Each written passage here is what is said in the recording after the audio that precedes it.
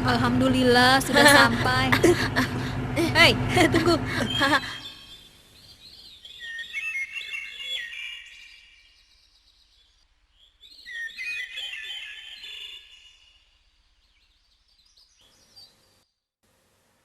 Assalamualaikum anak-anak. Kaifa halukum? Waalaikumsalam, alhamdulillah bihairin.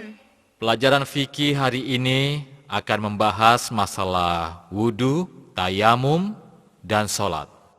Kalian siap? Insya Allah.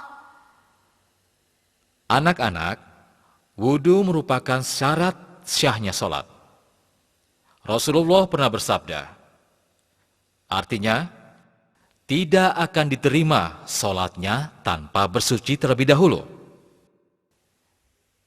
Nah, sekarang siapa di antara kalian yang sudah bisa berwudu? Ayo, tunjukkan. Saya, Ustaz.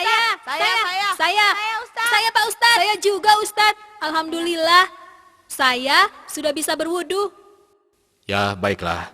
Ustadz percaya, tapi kita tetap harus mempelajari supaya wudu kita sempurna. Karena kalau wudu kita tidak sempurna, sholat kita pun tidak akan sah. Pak Ustadz, saya mau tanya, apa ada wudu yang tidak sempurna? Bisa saja wudu tidak sempurna. Bahkan hal ini seringkali terjadi, tapi tidak disadari. Karena itu kita harus mengetahui bagaimana wudu yang benar. Apa saja yang membatalkan wudu. Dengan demikian, kita akan tahu apakah wudu kita benar atau salah. Nah, sekarang kalian perhatikan baik-baik. Inilah cara wudu yang benar. Sebagaimana yang diriwayatkan oleh Imam Bukhari. Tolong anak-anak, perhatikan baik-baik. Mula-mula membaca bismillah. Kemudian mencuci kedua telapak tangan masing-masing 3 kali.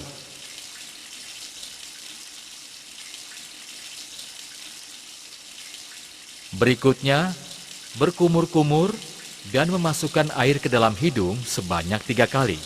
Kemudian mengeluarkannya.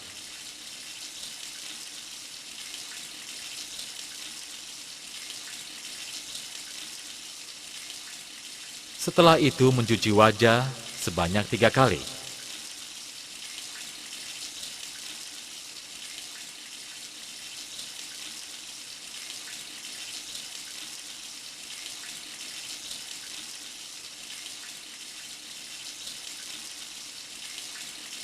Lalu mencuci tangan kanan sampai siku sebanyak 3 kali.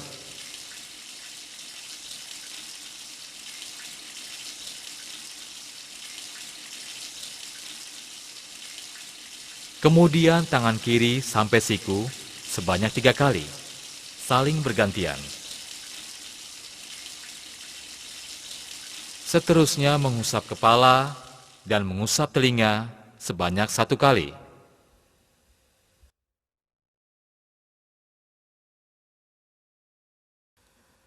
Terakhir mencuci kaki kanan sampai mata kaki sebanyak 3 kali.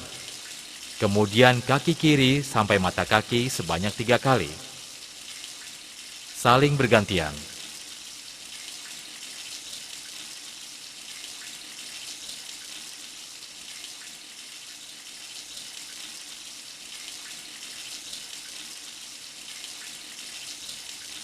Selesai berwudu, disunahkan membaca doa أشهد أن لا إله إلا الله وحده لا شريك له وأشهد أن محمدا عبده ورسوله اللهم اجعلني من التوابين واجعلني من المتطهرين. Nah, apakah kalian semua sudah paham apa yang tadi Ustadz ajarkan?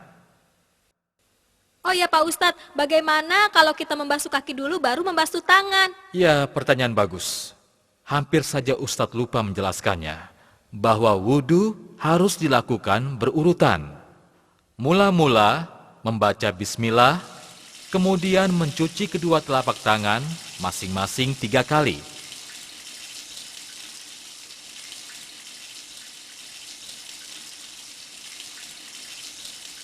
Berikutnya, berkumur-kumur dan memasukkan air ke dalam hidung sebanyak 3 kali, kemudian mengeluarkannya.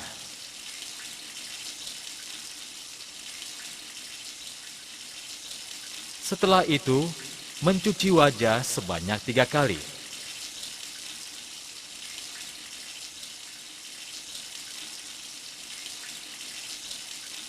Lalu mencuci tangan kanan sampai siku 3 kali.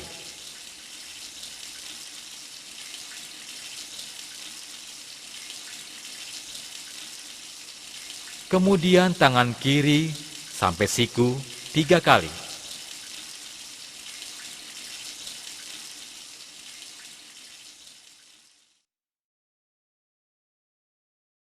Seterusnya mengusap kepala dan mengusap telinga sebanyak 1 kali.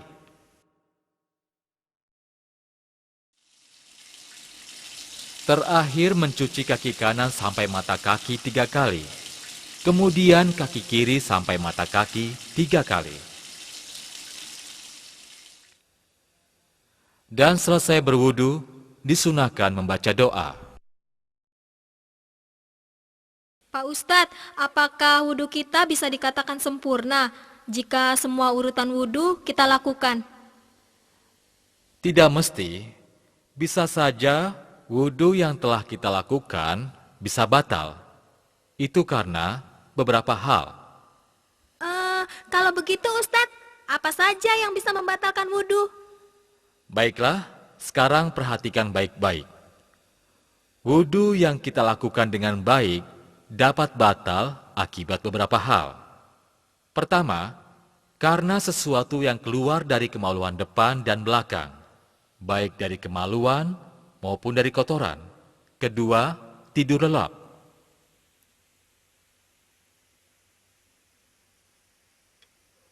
Ketiga, hilang akal atau gila. Keempat, memegang kemaluan tanpa penghalang disertai syahwat. Dan kelima, makan daging unta.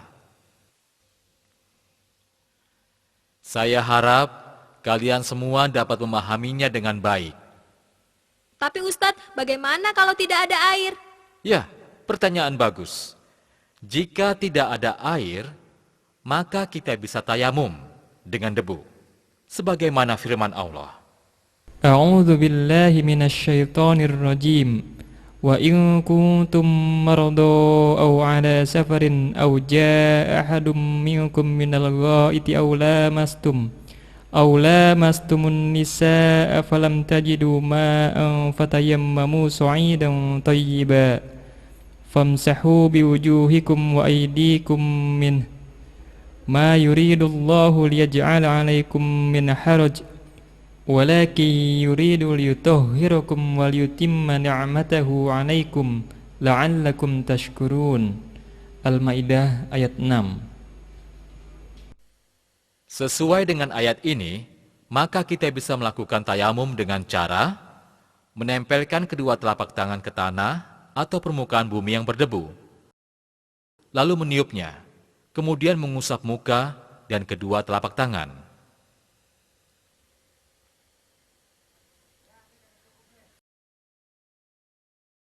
Ustadz, apa yang membatalkan wudhu sama dengan yang membatalkan tayamum? Ya, yang membatalkan tayamum sama dengan yang membatalkan wudhu, tapi ditambah dengan menemukan air, atau boleh menggunakan air kembali. Pertama, karena sesuatu yang keluar dari kemaluan depan dan belakang, baik dari kemaluan maupun dari kotoran. Kedua, tidur lelap.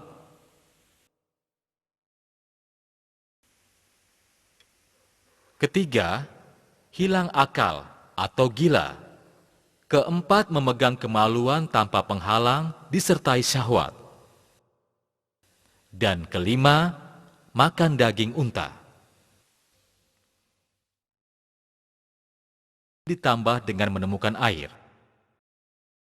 Alhamdulillah, kita telah menyelesaikan pelajaran wudhu dan tayamum. Semoga kalian dapat memahami dan mengamalkan dengan baik, sehingga menjadi anak yang soleh.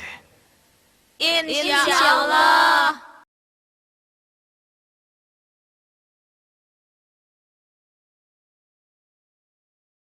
Anak-anak, pelajaran hari ini kita cukupkan sampai di sini. Ingat, apa yang sudah kalian ketahui harus diamalkan. Jangan lupa itu. Insya Allah Ustadz, kami akan melaksanakan. Bagus. Ustadz juga selalu berdoa untuk kalian semua. Tapi ingat, begitu keluar sekolah, langsung pulang. Ya? Wassalamualaikum warahmatullahi wabarakatuh. Waalaikumsalam warahmatullahi wabarakatuh. Pelan-pelan saja. Tunggu aku. Jangan lari. Duluan ya. Aku.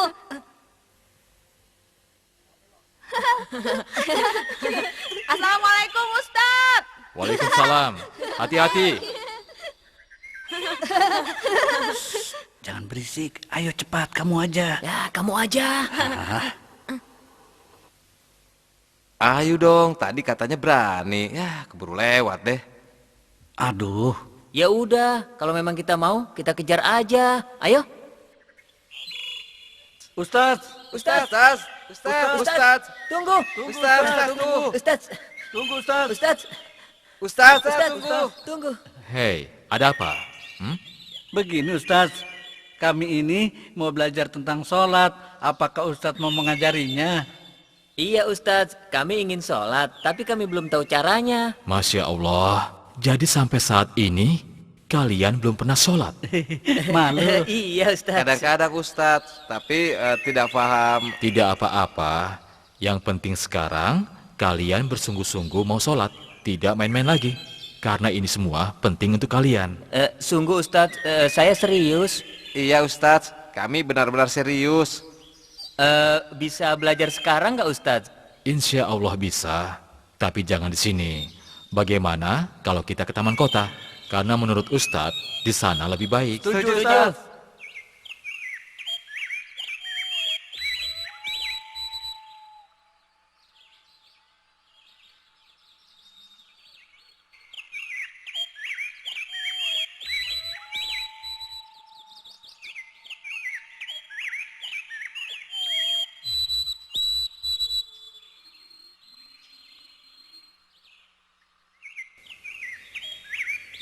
Subhanallah, indah sekali pemandangannya.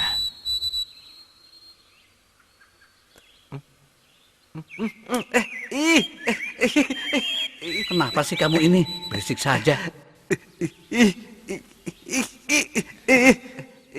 Geli tahu? Coba kalau hidungmu yang ditempeli kupu-kupu. Wah, mereka sedang bermain bola Ustadz. Ya, apa? Ya, sini. Asik juga ya bermain bola. Bagaimana kalau aku ikut bermain bola? Boleh nggak? Aduh, kamu ini gimana? Tadi katanya kesini mau belajar sholat. Lihat orang main bola, tiba-tiba mau main bola. Belajar sholatnya kapan? Payah. Sebentar saja. Kalian duluan ya. Nanti aku akan menyusulnya. Aku datang. Hadang! Maaf Ustadz ya, teman saya yang satu itu memang begitu. Dia itu memang senang banget sama sepak bola. Biarkan saja, nanti juga akan menyusul kita, ya kan? Ayo, kita cari tempat yang teduh. Di sana saja Ustadz. Iya. Di depan sana. Ada tempat duduknya lagi. Iya, adem ya Ustadz ya. Iya. Ayo kita ke sana. Kayaknya enak nih di sini. Apa aku bilang? Iya.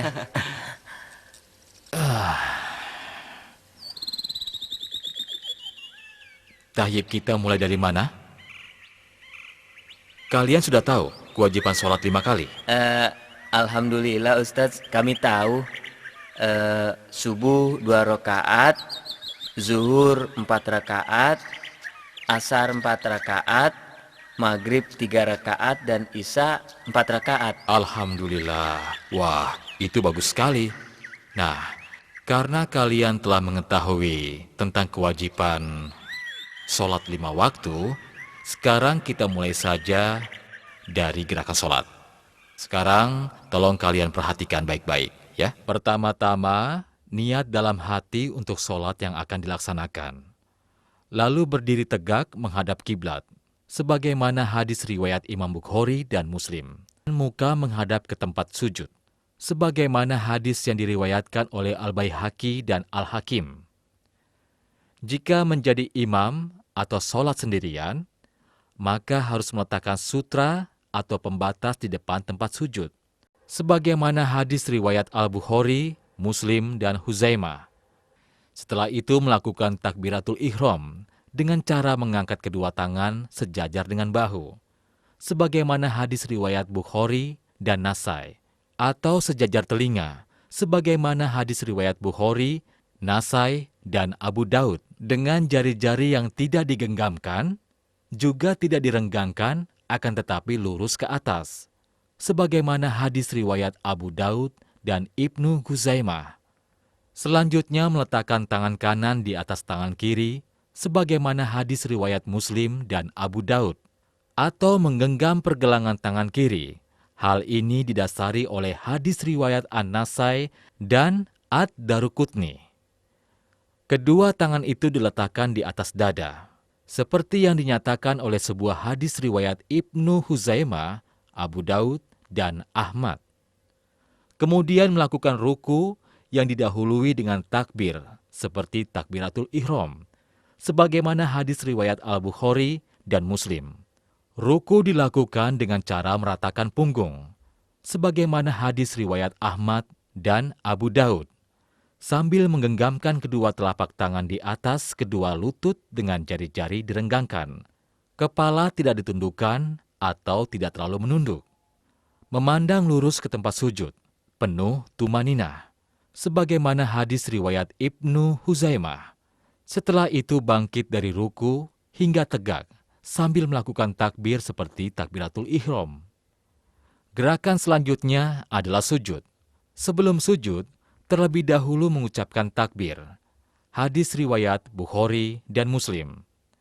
Dalam hal ini, Rasulullah terkadang mengangkat tangan terlebih dahulu, sebagaimana riwayat Nasai dan Daruqutni, dan kadang-kadang mengucapkan takbir, langsung sujud tanpa mengangkat kedua tangan. Ketika sujud, Rasulullah meletakkan kedua tangan terlebih dahulu sebelum lutut, seperti yang dinyatakan dalam sebuah hadis riwayat Ibnu Huzaimah, Ad-Daruqutni, dan Al-Hakim. Telapak tangan menempel di tempat sujud dalam keadaan terbuka, tidak mengepal, jari-jari rapat, dan menghadap kiblat, serta diletakkan sejajar dengan bahu atau telinga, sebagaimana hadis Abu Daud dan Nasai, dengan sanad yang sahih. Saat sujud, 7 anggota badan, yaitu kening, hidung, kedua telapak tangan, kedua lutut, dan kedua ujung jari-jari kaki menyentuh lantai, sebagaimana hadis riwayat Bukhari dan Muslim. Sementara itu, posisi telapak kaki tegak dengan ujung jari jemari kaki menghadap kiblat, dan kedua tumit dirapatkan, berdasarkan hadis riwayat Ibnu Huzaimah. Kemudian bangkit dari sujud dengan mengucapkan takbir, sesuai hadis riwayat Al-Bukhari dan Muslim.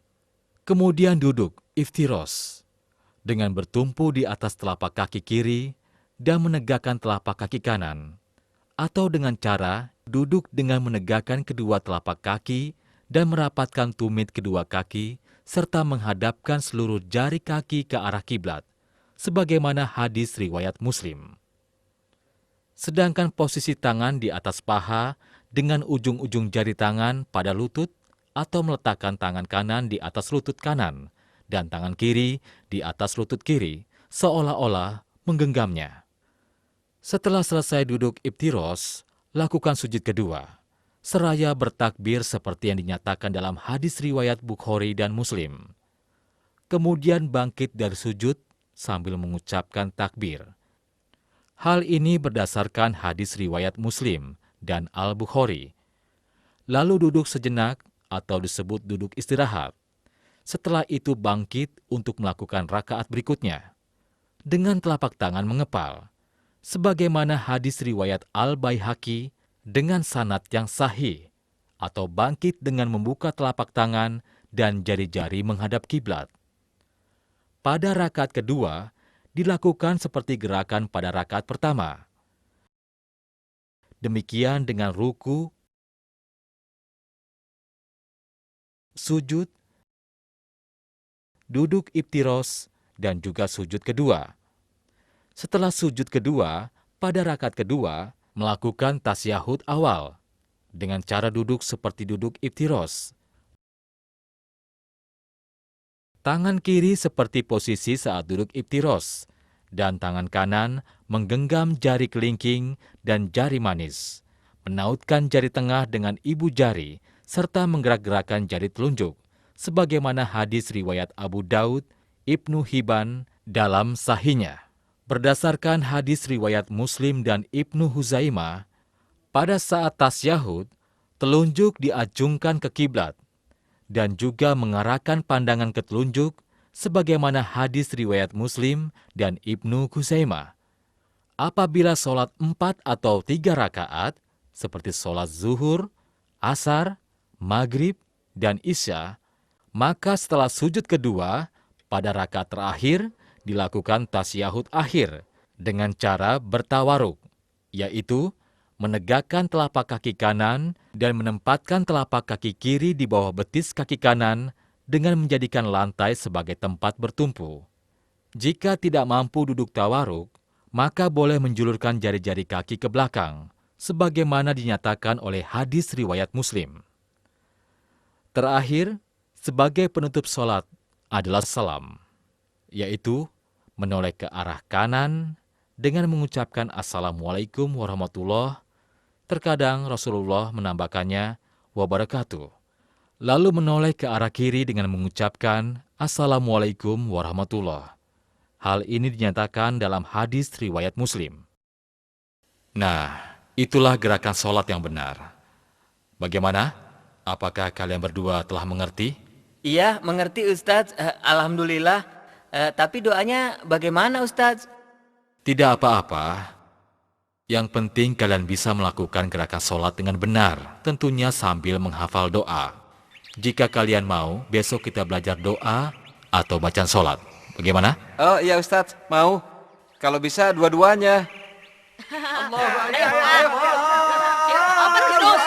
Hai adik-adik, ayo istirahat. Oh, rupanya sudah maghrib. Ayo anak-anak, kita siap-siap sholat ya. Kak, rupanya sudah azan ya? Betul. Ayo, siapa yang tahu itu suara azan apa? Azan maghrib. Bagus. Kalau begitu, sebaiknya sekarang kita cepat-cepat sholat, yuk. Iya, sholat di mana Kak? Di sana kita berjamaah dengan Ustadz.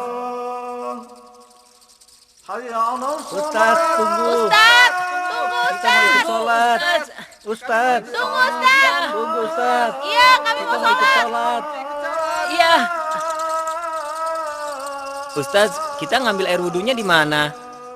Di depan sana kan ada sungai, jadi kita akan berwudu di sana.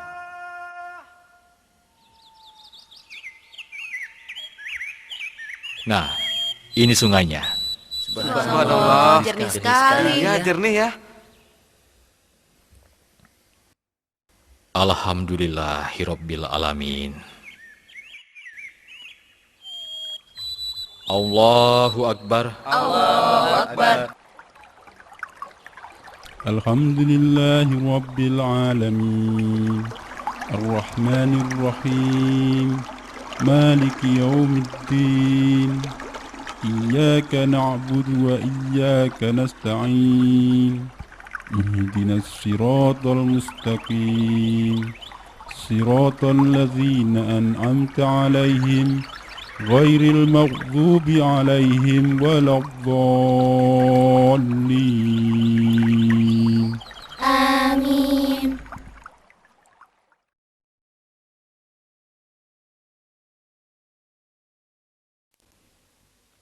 Anak-anak, kemarin Ustadz bertemu dengan 3 orang pemuda.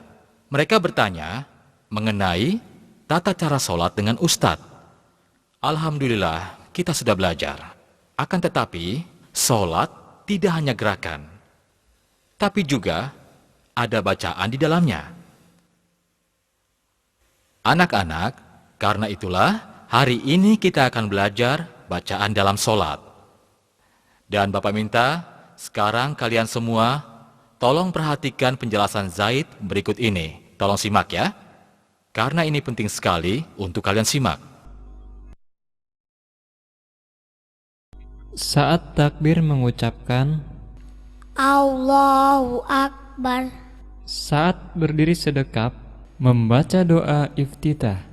Allahumma ba'id baini wa baina khotoyaya kama ba'adta bainal masriki wa maghrib.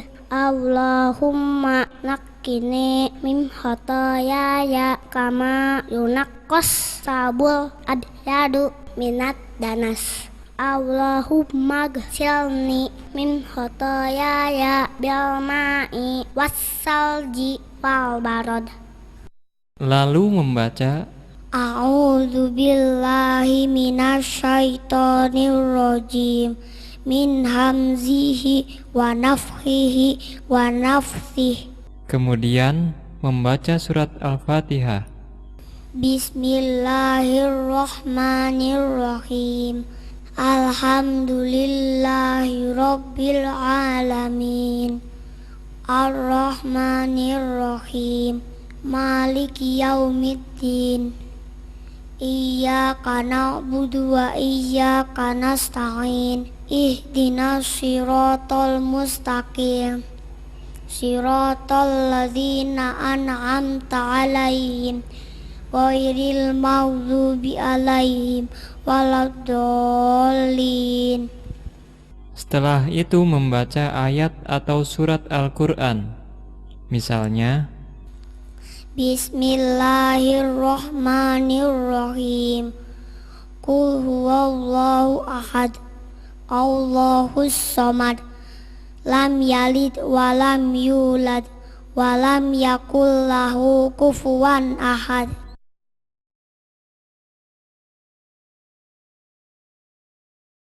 Allahu akbar. saat ruku membaca, Subhana rabbiyal azimi wa bihamdih. Subhana rabbiyal azimi wa bihamdih. Subhana rabbiyal azimi wa bihamdih. saat bangkit dari ruku, ketika mengangkat tangan, mengucapkan, Sami'allahu liman hamidah.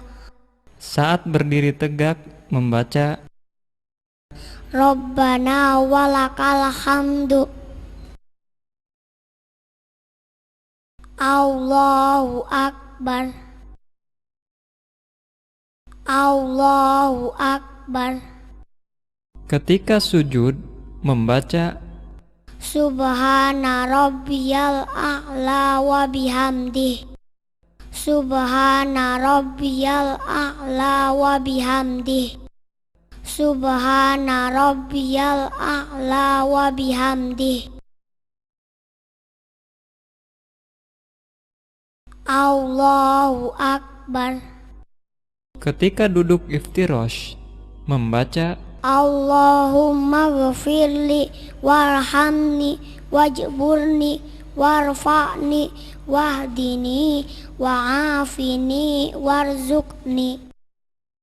saat tasyahud awal dan tasyahud akhir, membaca, At-tahiyyatu lillah wassalawatu wattayyibat. Assalamu ala nabiyyi wa rahmatullahi wa barakatuh. Assalamu alaina wa ala ibadillahis sholihin.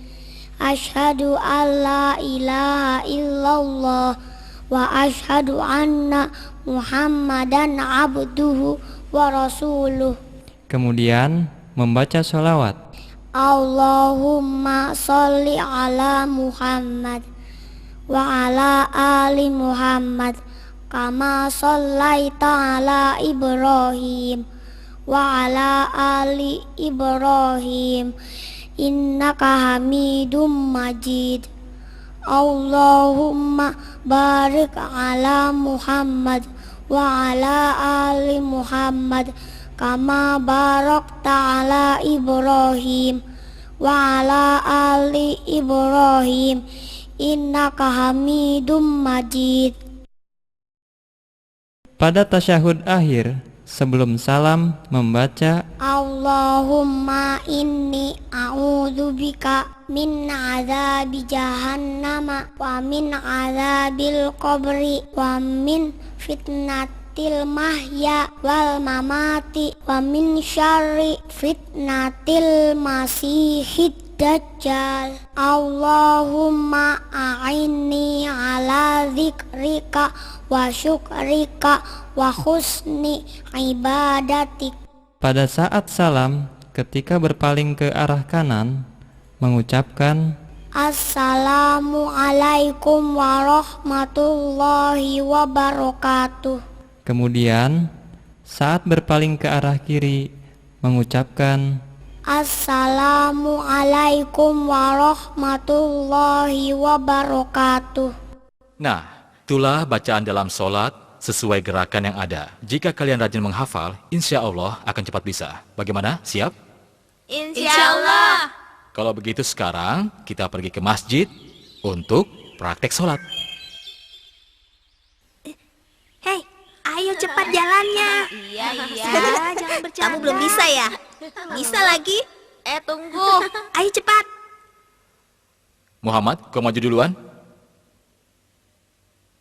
Allahu Akbar. Assalamualaikum warahmatullahi. Assalamualaikum warahmatullahi. Bagus. Sekarang kamu Zaid. Sekarang giliranmu. Allahu Akbar. Sudah. Ayo Zaid, teruskan. Allahu Akbar.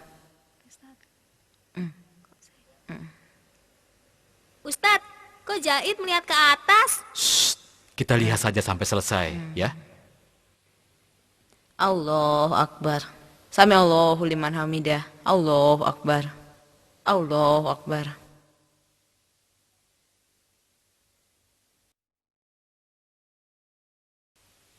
Ustadz, kok begitu?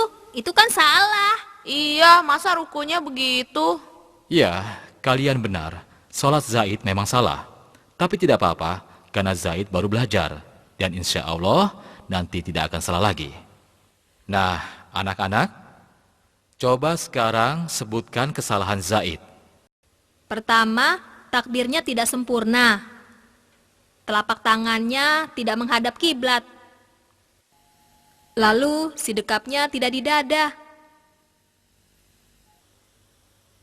Terus pandangannya tidak ke tempat sujud.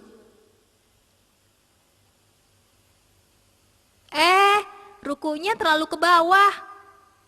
Terus, sujudnya terlalu rapat antara tangan dan badan. Bahkan kakinya diangkat. Lalu, duduk iftirosnya seperti ekor ikan hiu. Zaid. Bagus, tapi kalian tidak boleh mengejek Zaid. Karena Zaid masih belajar. Dan lagi pula, kesalahan dalam sholat tidak hanya itu. Ustadz, memangnya masih ada kesalahan lagi? Kesalahan dalam sholat yang dilakukan Zaid? Ya, masih sangat banyak. Dan anehnya, banyak orang yang tidak sadar. Misalnya, saat berdiri, kedua telapak kakinya membuka ke kiri dan ke kanan. Seharusnya, antara tumit dan ujung jarinya lurus ke depan. Tidak boleh membuka terlalu lebar. Ya, seperti ini. Ustadz, saya mau tanya. Kalau waktu takbir, tangannya di atas kepala, bukannya salah? Iya, pertanyaannya bagus sekali. Tolong dengarkan baik-baik ya. Takbir dengan mengangkat tangan terlalu tinggi juga salah. Ya. Demikian juga dengan takbir yang telapak tangannya menghadap ke badan bukan ke kiblat, seharusnya mengangkat kedua tangan sejajar dengan bahu atau telinga dengan tidak merenggangkan atau merapatkan. Contohnya seperti ini.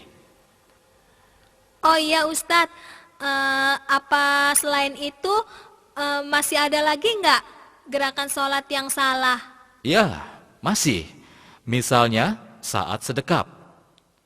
Banyak orang melakukan dengan meletakkan tangan di perut.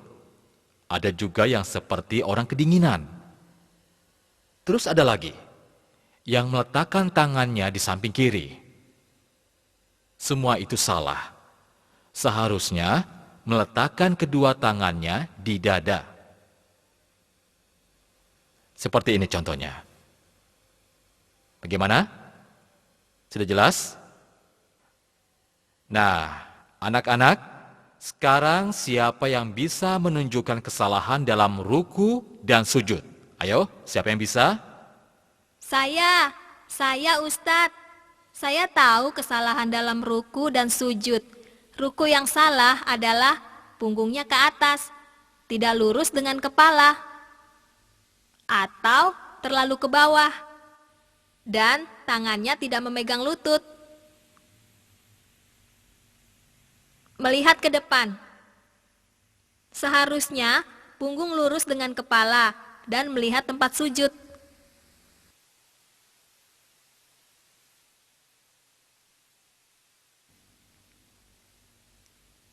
Kesalahan lain dalam ruku, memegang lutut dengan jari-jarinya rapat.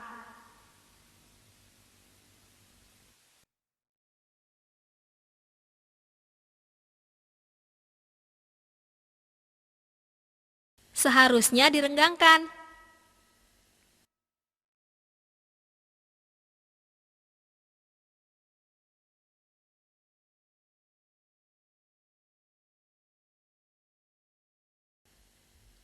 Sedangkan sujud yang salah adalah sujud dengan dahi saja. Hidung dan bibirnya tidak menyentuh lantai.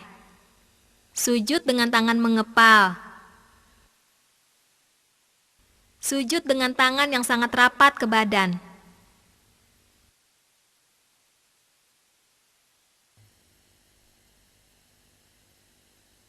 Seharusnya dahi, hidung, lutut, jari kaki, telapak tangan menyentuh lantai dan tidak merenggangkan badan dan tangan. Kesalahan lainnya saat duduk iftirosh menumpuk dua telapak kaki. Alhamdulillah, kalian memang cerdas.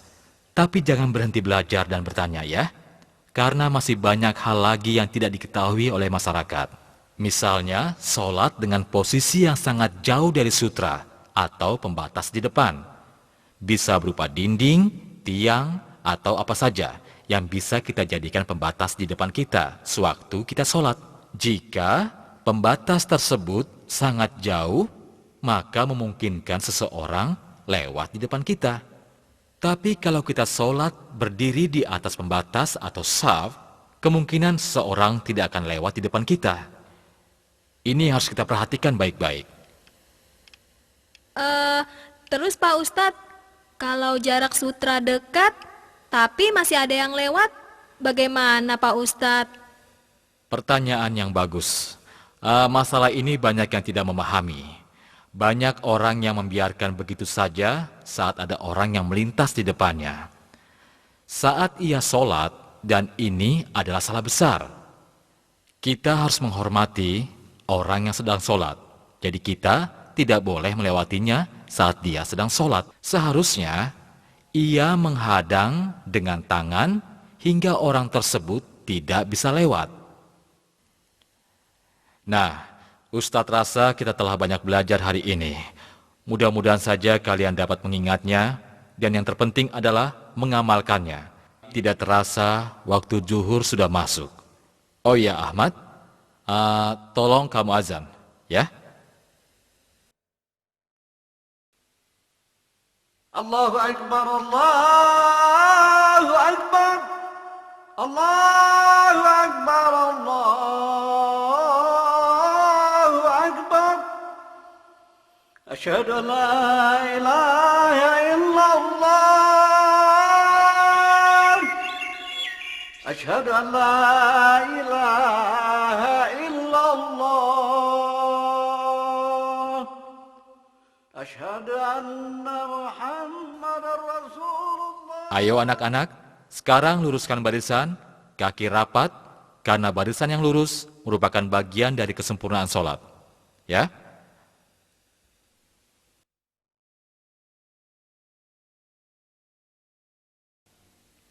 Allahu Akbar. Allahu Akbar.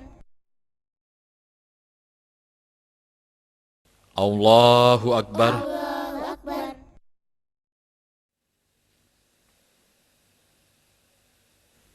Sami Allahu liman hamidah. Rabbana walakal hamdu. Allahu Akbar. Allahu Akbar.